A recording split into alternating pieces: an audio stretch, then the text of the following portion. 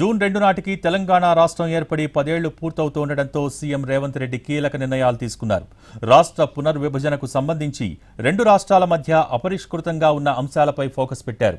ఉద్యోగుల కేటాయింపు, ఆస్తులు, అప్పుల పంపిణీకి సంబంధించిన పెండింగ్ అంశాలు అన్నింటిపై నివేదిక తయారు చేయాలని అధికారుల్ని ఆదేశించారు. ఈ నెల 18న తెలంగాణ కేబినెట్ సమావేశం పెట్టి రాష్ట్ర పునర్విభజన చట్టంలోని పెండింగ్ అంశాలపై చర్చించబోతున్నారు. అలాగే రైతు రుణమాఫీ, ధాన్యం కొనుగోళ్లు, ఖరీఫ్ పంటల ప్రణాళికపై కూడా కేబినెట్లో చర్చించబోతున్నారు.